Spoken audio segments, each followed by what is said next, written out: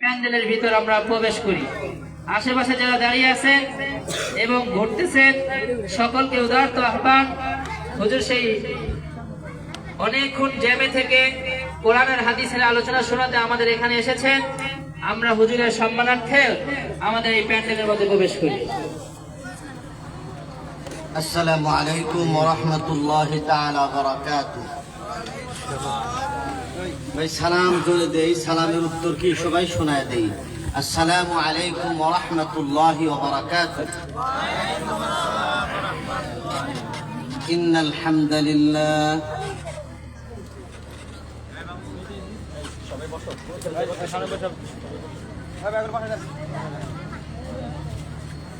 الحمد لله نحمده ونستعينه ونستغفره ونؤمن به ونتوكل عليه ونعوذ بالله من شرور أنفسنا ومن سيئات أعمالنا. من يهده الله فلا مضل له ومن يضلله فلا هادي له. ونشهد أن لا إله إلا الله وحده لا شريك له. ونشهد أن سيدنا وسندنا وحبيبنا ومولانا محمدا عبده ورسوله أرسله بالحق بشيرا ونذيرا وداعيا إلى الله بإذنه وسراجا منيرا. أما بعد فقد قال الله سبحانه وتعالى في كلامه المجيد والفرقان الحميد. সবাই সমান করে পড়েন আউযু বিল্লাহি মিনাশ শাইতানির রাজীম বিসমিল্লাহির রাহমানির রাহিম ويوم يعض الظالم على يديه يقول يا ليتني اتخذت مع الرسول سبيلا. يا ويلتى ليتني لم أتخذ فلانا خليلا. وقال رسول الله صلى الله عليه وسلم إن الله يرفع بهذا الكتاب أقواما ويضع به آخرين.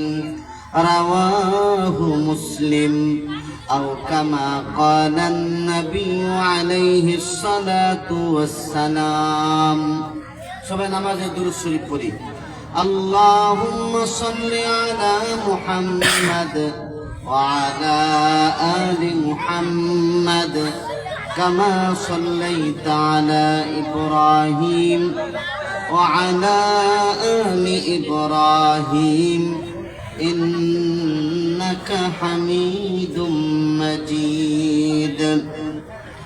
اللهم بارك على محمد وعلى آل محمد كما باركت على إبراهيم وعلى آل إبراهيم إنك حميد مجيد. بلغ العلا بكماله. সবাই পড়েন بلغ العلا بكماله كشف الدجى بجماله حسنت جميع خصاله. صلوا عليه وآله. मुझे कुछ मिले या न मिले मोहम्मद मिले, यानी वो शई मिले जिससे अल्लाह मिले. ला इलाहा সবাই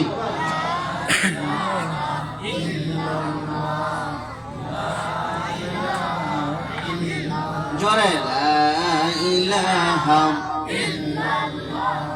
লা ইলাহা ইল্লাল্লাহ লা ইলাহা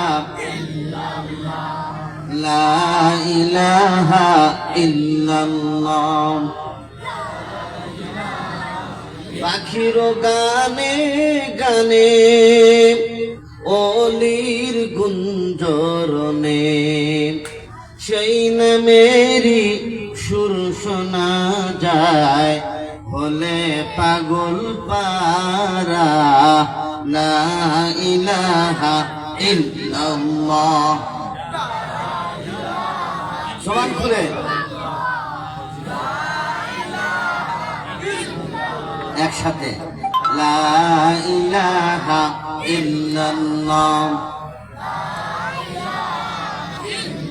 লা ইলাহা ইল্লাল্লাহ মুহাম্মাদুর রাসূলুল্লাহ সাল্লাল্লাহু আলাইহি ওয়াসাল্লাম। খান জামে মসজিদ ও তাদরিসুল কোরআন মডেল মাদ্রাসা এর হাফেজ ছাত্রদের পাখি প্রদান উপলক্ষে বার্ষিক ওয়াজ মাহফিলের মুহতারাম জনাব সভাপতি প্রধান বক্তা বিশিষ্ট আলেমে দ্বীন হযরতুল আল্লাহ হযরত মাওলানা মুফতি নুরুজ্জামান হেলালি কুয়াকাটা, মঞ্চে উপবিষ্ট মুআজ্জাজ মুকাররম হযরত উলামায়ে কেরাম, আমার সম্মুখে উপস্থিত শ্রদ্ধাভাজন মুরব্বিয়ানে কেরাম, যুবক ভাইরা, পর্দার আড়ালে আমার মা ও বোনেরা, আপনারা সকলে কেমন আছেন? আর একটু জোরে করে বলেন আলহামদুলিল্লাহ। সবাই বলেন আল্লাহু আকবার। আজকের মাহফিলে এসে খুশি না বেজার? কম না বেশি? তার আর একটু জোরে করে বলেন আলহামদুলিল্লাহ, আল্লাহু আকবার। মুসলমানদের কালিমা, মুসলমানদের তাকবীর হলো এমন যে মুসলমানদের তাকবীর শুনে রাজা গৌর গোবিন্দের সিংহাসন ভেঙ্গে চুরে চুরমার হয়ে গেছিল। জোরে বলেন সুবহানাল্লাহ। আটলান্টিক মহাসাগরের এই পাশে বসে নামাজ পড়ে যখন তাকবীরের ধ্বনি দিয়েছিলেন সাদ ইবনে আবি ওয়াক্কাস রাদিয়াল্লাহু তাআলা আনহু, ওই পারে বাদশার পিলে চমকে গিয়েছিল, বাদশা গদি থেকে পালায় চলে গেছে। চিৎকার করে বলেন না সুবহানাল্লাহ। সুতরাং আজকের এই দুনিয়াতে যারা স্বৈরাচার আছে, যারা জালেম আছে, তারা তাকবীরের ধ্বনিতে বাংলাদেশ থেকে পালাতে তারা বাধ্য হবে। ঠিক কিনা বলেন? কোরআনের আওয়াজ যে জায়গায় হয়, কোরআনের তেলাওয়াত যে জায়গায় হয়, ওই জায়গায় শয়তানের আশ্রয় থাকে না, শয়তান ওই জায়গায় থাকতে পারে না। ঠিক কিনা? সুতরাং আজকে এই মাদ্রাসা মসজিদ এই জায়গায় শয়তানের কোনো আশ্রয় হতে পারে না। শয়তান আজ থেকে 1400 বছর পূর্বে কয়েকজন ছিল, তার মধ্যে একজন ছিল আবু জাহাল। ঠিক কিনা? আবু জাহাল, উতবা, শাইবা, মুগিরা, উকবা ইবনে আবি মুঈত, যারা কোরআনের নিয়ামত পেয়ে রাসূলুল্লাহ সাল্লাল্লাহু আলাইহি ওয়াসাল্লামকে প্রিয়, তারা রাসূলকে মানতে পারে নাই, এই জন্য তাদের কপাল পুড়ে গিয়েছিল। ঠিক কিনা? আজকেও যারা কোরআনের দৌলত পাওয়ার পরে কোরআনের উপর আমল করে না, কোরআন অনুযায়ী জিন্দেগি যাপন করে না, কোরআন অনুযায়ী রাষ্ট্র পরিচালনা করে না, তাদের জন্য দুর্ভাগ্য। ঠিক কিনা? এই জন্য মহাকবি আল্লামা ইকবাল বলেছেন, ও জামানে মে মুআজ্জাজতে আমেলে কুরআন হো কর अब तुम जलील व खार हुए तारिके कुरआन होकर। ও মুসলমান, আজ থেকে 1400 বছর পূর্বে কোরআনের উপর আমল করে, কোরআন অনুযায়ী জিন্দেগি যাপন করে পৃথিবীর বুকে তোমরা মাথা উঁচু করে দাঁড়িয়েছিলে। আজকে কোরআনকে ছেড়ে দেওয়ার কারণে তোমরা আজকে জায়গায় জায়গায় দুনিয়ার পরতে পরতে তোমরা মার খাও। রাসূলুল্লাহ সাল্লাল্লাহু আলাইহি ওয়াসাল্লাম কোরআনের দাওয়াত নিয়ে এসেছিলেন মক্কাবাসীর কাছে। মক্কাবাসী এই কোরআনের দাওয়াত আনন্দে সানন্দে তারা স্বেচ্ছায় গ্রহণ করতে পারে নাই, বরং কোরআনের সাথে তারা বেয়াদবি করেছিল। ঠিক কিনা বলেন? আজকেও যারা কোরআনের সাথে বেয়াদবি করে, কোরআন অনুযায়ী যারা সমাজ রাষ্ট্র পরিচালনা করে না, তাদেরও মনে রাখতে হবে তাদের সেদিন বেশি দূরে নয়, তাদেরও জনগণের তারা খেয়ে দেশ থেকে পালিয়ে যেতে হবে। ঠিক কিনা বলেন আমার প্রিয় ভাইয়েরা? এই জন্য যারা কোরআন অনুযায়ী জীবন যাপন করে না, কোরআন অনুযায়ী নিজেকে পরিচালনা করে না, তাদের যে আফসোস হবে কিয়ামতের ময়দানে, ভয়াবহ এক আফসোস তাদেরকে তাড়া করে বেড়াবে। সেই কথাটাই আল্লাহ সুবহানাহু ওয়া তাআলা সূরাতুল ফুরকানের মধ্যে ইরশাদ করেছেন। আল্লাহ রাব্বুল আলামিন বলেছেন, وَيَوْمَ يَعَضُّ الظَّالِمُ عَلَى يَدَيْهِ يَقُولُ يَا لَيْتَنِي اتَّخَذْتُ مَعَ الرَّسُولِ سَبِيلًا। সেদিনের কথা স্মরণ করো, যেদিন জালেমরা আফসোস করবে আর হাত মুখের মধ্যে দিয়ে দাঁত দিয়ে হাত কামড়াতে কামড়াতে তারা বলবে, হায় আমরা যদি এই কোরআন মানতাম, মুহাম্মদ সাল্লাল্লাহু আলাইহি ওয়াসাল্লামকে যদি বন্ধু হিসাবে গ্রহণ করতাম, তাহলে আজকে আমাদের এই অবস্থা হতো না। ويوم يعض الظالم على يديه يقول يا ليتني اتخذت আফসোস করবে মা'আর রাসূল সাবিলা, মুহাম্মদ সাল্লাল্লাহু আলাইহি ওয়াসাল্লামের সাথে একটা রাস্তা করে নিতাম। তারা মুহাম্মদ সাল্লাল্লাহু আলাইহি ওয়াসাল্লামের সাথে রাস্তা করতে চায় নাই, বরং মুহাম্মদ সাল্লাল্লাহু আলাইহি ওয়াসাল্লামের কোরআনের আলোকে তারা নির্বাপিত করে দিতে চেয়েছিল। ঠিক কিনা বলেন? আর যারা কোরআনের আলোকে নির্বাপিত করতে চায়, ইসলামকে যারা নির্বাপিত করতে চায়, তাদের স্মরণ রাখা দরকার, মনে রাখা দরকার, কোরআনের আলো নির্বাপিত হবে না, ইসলামের আলো নির্বাপিত হবে না, বরং তারাই পৃথিবীর ইতিহাস থেকে তারা শেষ হয়ে যাবে, নিঃশেষ হয়ে যাবে।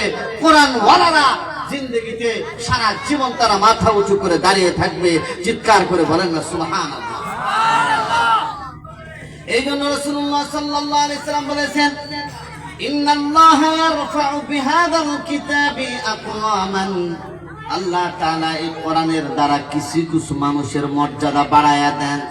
আর যারা কোরআন মানে না, এই কোরআনকে অবমাননা করার কারণে, কোরআনকে পিছিয়ে রাখার কারণে আল্লাহ সুবহানাহু ওয়া তাআলা তাদেরকে পিছনে ফেলায়া দেন।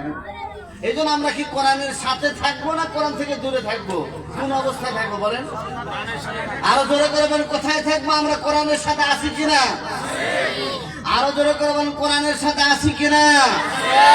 তাহলে সবাই স্লোগান দেন, কোরআন হাদিস যেখানে, আরো বলে, কোরআন হাদিস যেখানে, আলেম ওলামা যেখানে, আলেম ওলামা যেখানে নাই, আমরা নাই সেখানে। জোরে বলেন নারায়ে তাকবীর। আমার ভাইরা, এই জন্য উকবা ইবনে আবি মুআইত এক ব্যক্তি ছিল, মক্কার এক লিডার, নেতা টাইপের লোক। এ যখনই ব্যবসা বাণিজ্য করে আসতো, ব্যবসা বাণিজ্য করার পর একটা পার্টি দিত, খাওয়ার আয়োজন করতে, বিশাল আয়োজন, সব লোকদেরকে নিয়ে এসে দাওয়াত খাওয়াতো, মেজবানি করতো। এই মেজবানির মধ্যে মুহাম্মদুর রাসূলুল্লাহ সাল্লাল্লাহু আলাইহি সাল্লামকে সে দাওয়াত করেছে। রাসূল দাওয়াত কবুল করেছেন। সব যখন খাবার টেবিলে বসে গেছে, দস্তরখানে যখন বসে গেছে, তখন মুহাম্মদ সাল্লাল্লাহু আলাইহি সাল্লাম উকবা ইবনে আবি মুআইতকে বলতেছে, শোনো, আমি তোমার খাবার খাবো না যতক্ষণ না তুমি কালিমায়ে তাইয়্যিবা, কালিমায়ে শাহাদাত না পড়বে, ততক্ষণ পর্যন্ত তোমার খাবার খাবো না। জোরে বলেন না সুবহানাল্লাহ। উকবা ইবনে আবি মুআইত চিন্তা করলো, হায় হায়, মুহাম্মদ সাল্লাল্লাহু আলাইহি ওয়াসাল্লাম একজন নামি দামি মানুষ, আমার দাওয়াতের মধ্যে দাওয়াত করে নিয়ে এসেছি, আজকে যদি সে আমার দাওয়াত না খায়, না খেয়ে যদি চলে যায়, তাহলে আমার বদনাম হয়ে যাবে, আমার নাক কাটা যাবে। এই জন্য আল্লাহ রসুলের সামনে এসে বলল, লা ইলাহা ইল্লাল্লাহু মুহাম্মাদুর রাসূলুল্লাহ। এই কালিমা পড়ে সে সবার সামনে দেখালো মুসলমান হয়ে গেছে। আমার প্রিয় ভাইয়েরা, উকবা ইবনে আবি মুআইতের পরম বন্ধু ছিল আবু জাহাল। আবু জাহালের কাছে খবর চলে গেল, বলল, তোমার বন্ধু উকবা মুহাম্মাদের কালিমা পড়ে মুসলমান হয়ে গেছে। আবু জাহাল দৌড়ে গেল, বলল, ও উকবা ইবনে আবি মুআইদ, শোনো, তোমার সাথে আমার এক বন্ধুত্ব আছে, ব্যবসায়িক সম্পর্ক আছে। তুমি যদি এই সম্পর্কটা রাখতে চাও তাহলে এখনই গিয়ে মুহাম্মাদের মুখের মধ্যে থুতু মারতে হবে, মুহাম্মাদের কাছে গিয়ে তোমার কালিমাটা প্রত্যাখ্যান করতে হবে, ইসলামকে ছেড়ে দিতে হবে, তাছাড়া তোমার সাথে আমার কোনো সম্পর্ক থাকবে না। এই কপাল পরা উকবা ইবনে মুআইদ সে রাসূলুল্লাহ সাল্লাল্লাহু আলাইহি ওয়াসাল্লামের কাছে গিয়ে বলল, মুহাম্মদ, আমি যে মুসলমান কালিমা প্রকাশ করেছিলাম, ইসলাম গ্রহণ করেছিলাম, সেই ইসলামটাকে আমি প্রত্যাখ্যান করলাম। সাথে সাথে রাসূলুল্লাহ সাল্লাল্লাহু আলাইহি ওয়াসাল্লামের মুখের উপর থুতু মারলো। থুতু মেরে রাসূলকে বলল যে ইসলামকে প্রত্যাখ্যান করে আসলাম। আল্লাহ সুবহানাহু ওয়া তাআলা এই কারণে উকবা ইবনে মুআইদকে এমন শাস্তি দিয়েছেন যে পরবর্তীতে সে বুঝতে পেরেছে, হ্যাঁ, আমি যদি মুহাম্মদ সাল্লাল্লাহু আলাইহি ওয়াসাল্লামের সাথে একটা রাস্তা করে নিতাম, তার সাথে যদি সমঝোতা করতাম, তাকে বলতাম যে হুজুর কিছু সময়ের জন্য একটু অপেক্ষা করেন, এরপরে আমি কালিমা পড়ে পরিপূর্ণভাবে আপনার দলে থাকবো, তাহলে আজকে আমার এই পরিণতি হতো না। ঠিক কিনা আমার ভাইরা? একটা জিনিস মনে রাখবেন, বন্ধু যদি ভালো হয় তাহলে পারে তার চলাফেরাটাও ভালো হয়। সঙ্গে বসে আজকে সমাজের যুবকরা নষ্ট হচ্ছে, ঠিক কিনা বলেন? আজকের যুব সমাজ হিরোইন খায়, নেশা করে, ইয়াবা খায়, বিভিন্ন ধরনের নেশার মধ্যে আজকে যুব সমাজ ডুবে গেছে। এই যুব সমাজকে যদি এই নেশার কবল থেকে যদি তাদেরকে বাঁচাতে হয় তাহলে একমাত্র কোরআনে কারীম তাদের বাঁচাতে পারে, ঠিক কিনা বলেন? এজন্য কারা কারা আছে কোরআন অনুযায়ী জিন্দেগি যাপন করে হাত উঠায় দেখান, জোরে বলেন নারে তাকবীর। আল কোরআনের আলো, আল হাদিসের আলো, কোরআন সুন্নাহ যেখানে, নারায়ে তাকবীর, আল্লাহু আকবার। মাশাআল্লাহ, আপনাদের মধ্যে জজবাস আল্লাহ তাআলা কবুল করুক, সবাইকে কোরআনের জন্য কবুল করুক, জোরে বলেন আমিন।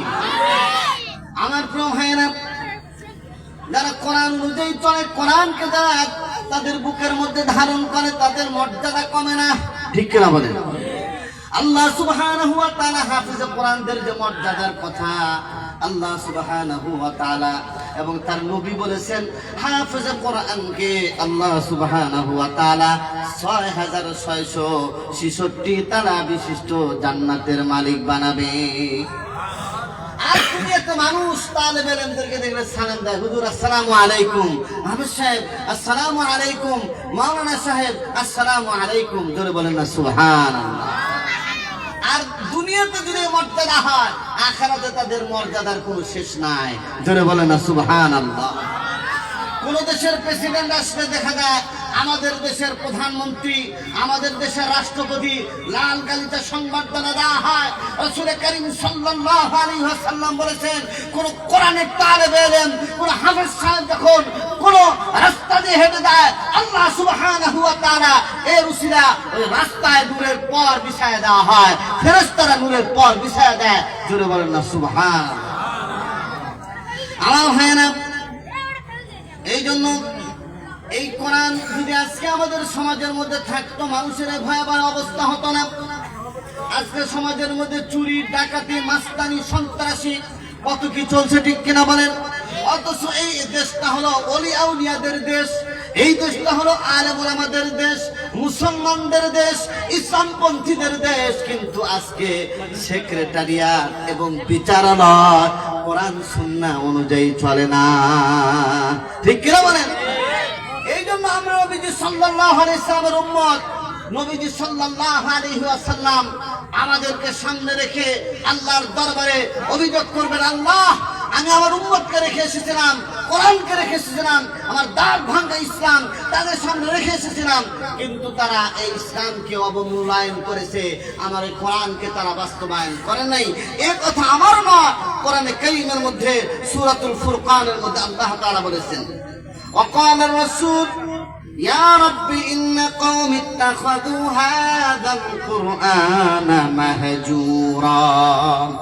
আল্লাহ রাসূল বলবেন, হে আমার রব, হে আমার আল্লাহ, এই যে কোরআন, এই যে আমার কওম, তাদের কাছে কোরআনটা আমি রেখে এসেছিলাম, তারা কোরআনটাকে পিছনে ফেলাইয়া দিয়েছে। কোরআনের তেলাওয়াত আজকে সমাজের মধ্যে নাই, ঠিক কিনা বলেন? আজকে সকাল হলে মোবাইল চালায়, ফেসবুক চালায়, কিন্তু আজকে মুসলমানদের জবানের মধ্যে সূরা ইয়াসিন পাওয়া যায় না, ঠিক কিনা বলেন?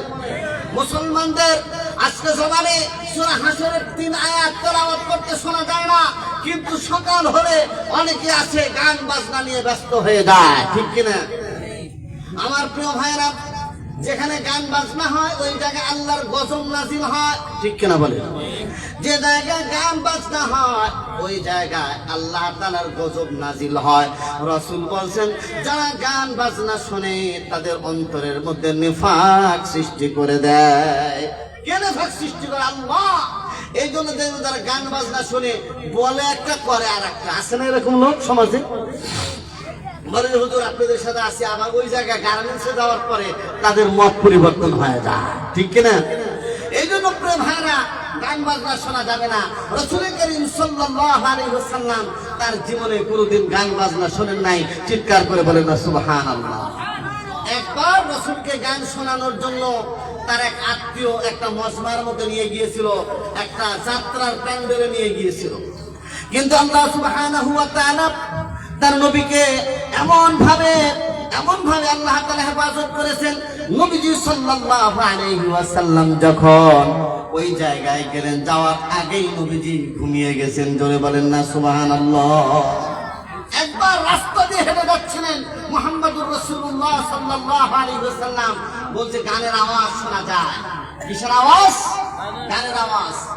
হযরত আব্দুল্লাহ ইবনে ওমরকে বললেন, ও আব্দুল্লাহ ইবনে ওমর, গানের আওয়াজ শোনা যায়, তাহলে কানের মধ্যে হাত ঢুকায়া দাও। প্রায় 1 কিলোর মতো চলে গেছে রাসূল, বলছে গানের আওয়াজ শোনা যায় নাকি? আব্দুল্লাহ ইবনে ওমর, শোনো, গানের আওয়াজ শোনা যায় নাকি? বলছে হ্যাঁ, এখনো শোনা যায়। এরপরে আবার 1 কিলো যাওয়ার পরে রাসূল জিজ্ঞেস করলেন আব্দুল্লাহ ইবনে ওমরকে, গানের আওয়াজ শোনা যায় কিনা? হুজুর, এখন আর গানের আওয়াজ শোনা যায় না। এই জন্য কোথাও যদি গান শোনেন, গান বাজনার আওয়াজ শোনেন, সাথে সাথে কানের মধ্যে হাত ঢুকায়া দিবে। এই গান মানুষকে দিন থেকে, কোরআন থেকে, হাদিস থেকে, ইসলাম থেকে, নামাজ থেকে তাদেরকে দূরে সরায় দেয়। জোরে বলেন না সুবহানাল্লাহ, জোরে বলেন না নাউযুবিল্লাহ। আল্লাহ তাআলা কোরআনে কারীমের মধ্যে বলেন, ওয়া মিনান নাসি মান ইয়াশতারি লাহওয়াল হাদিসি লিয়ুদিল্লা আন সাবিলিল্লাহি বিগাইরি ইলম। মানুষের মধ্যে থেকে কিছু মানুষ আছে, কোরআনের তেলাওয়াত মানুষ শুনতে না পারে, ইসলামমুখী যেন মানুষ না হয়, ইসলামের দিকে মানুষ যেন আকৃষ্ট না হয়, এই জন্য গান বাজনার ব্যবস্থা করে। আছে নাকি এলাকায়? শ্রীপুরে কি গান বাজনা হয়? আজকে এখানে দেখা যাচ্ছে যে লোক অনেকে দাঁড়ায় আছে, অনেক পোলাপান যুবকরা দাঁড়ায় আছে। এই জায়গায় যদি মমতাজ বেগমকে আনা হতো, হ্যাঁ, তাহলে জায়গা দেওয়া যেত না, ঠিক কিনা? হ্যাঁ, গানের আসর বসলে এই জায়গায় লোকেরা ভাব হতো না, কিন্তু কোরআনের প্যান্ডেল হাজার হাজার টাকা খরচ করে এই জায়গায় মাহফিলের আয়োজন করেছেন মাওলানা হাবিবুর রহমান, কিন্তু আজকে দেখা যাচ্ছে এই জায়গায় লোকজন কি আসতে রাজি না, কারণ এই জায়গায় আসলে তো গান শোনা যাবে না। হ্যাঁ, আজকে আমাদের যুবক ভাইরা অনেকে আছে টোনস হিসাবে গান ব্যবহার করে। জোরে বলে নাউযুবিল্লাহ। আজকে যাওয়ার পরে এই টোনস হিসাবে গানের আওয়াজ আছে, এটা বন্ধ করে দিবেন।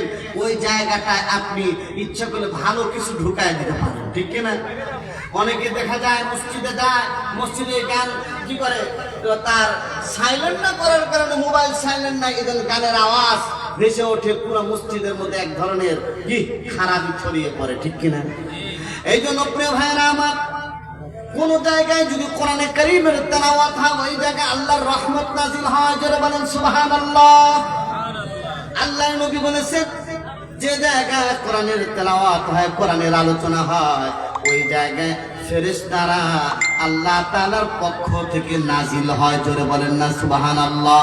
পুরা মজলিসটাকে ফেরেশতারা ঘেরাও করে আর আল্লাহর পক্ষ থেকে রহমত নাজিল হয়। আর যারা মাহফিলে আসবে, এই মাহফিল শোনার আরেকটা ফায়দা হলো শেষ পর্যন্ত যারা এই মাহফিল শুনবে, আল্লাহর নবী, বিশ্ব নবী, রাহমাতুল আলামিন নবী বলেছেন মাহফিল শেষ হয়ে যাবে, আল্লাহ তাদের জিন্দেগির সব ধরনের গুনাহগুলো মাফ করে দিবে। সুবহানাল্লাহ।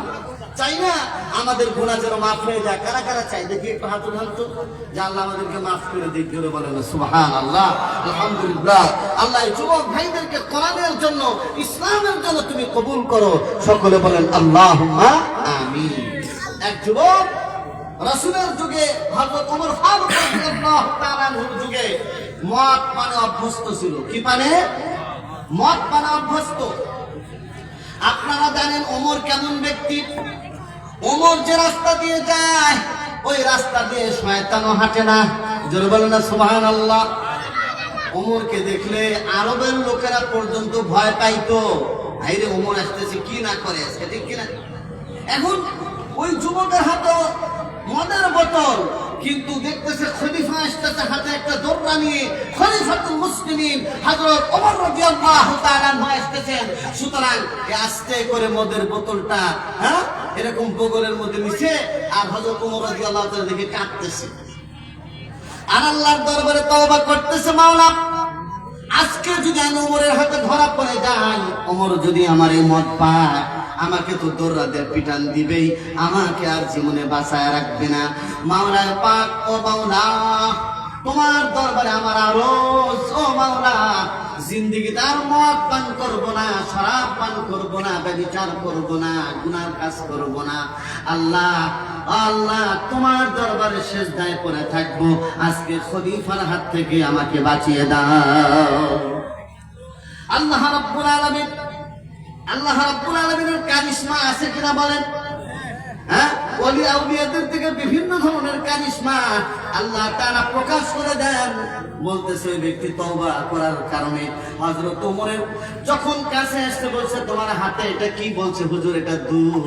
বলতেছে আসলে ছিল মদ।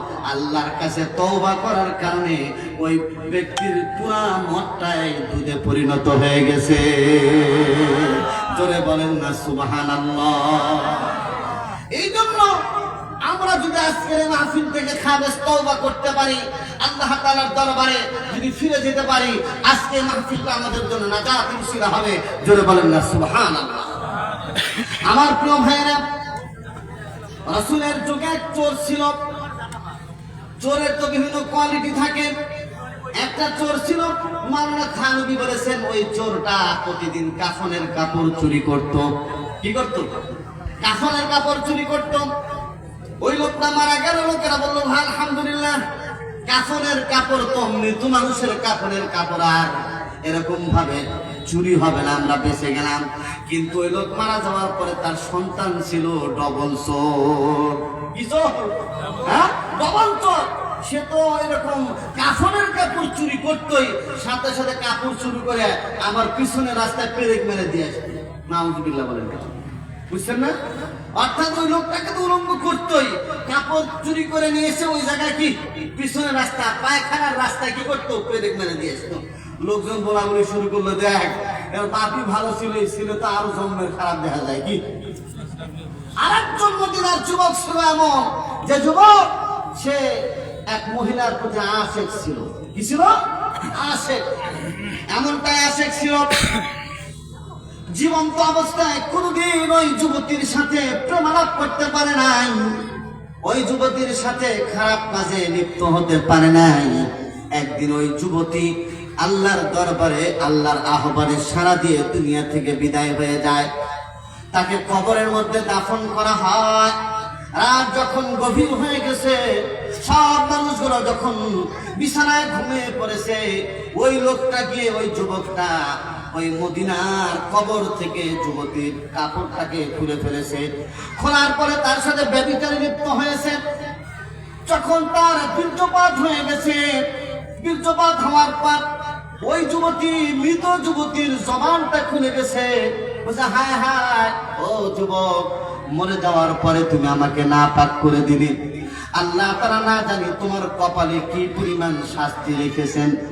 এইভাবে যখন ওই যুবতী জবান খুলে দেওয়ার পর যখন এই কথা বলছে, যুবক একটা চিৎকার দিয়ে কবর থেকে বের হয়ে গেল।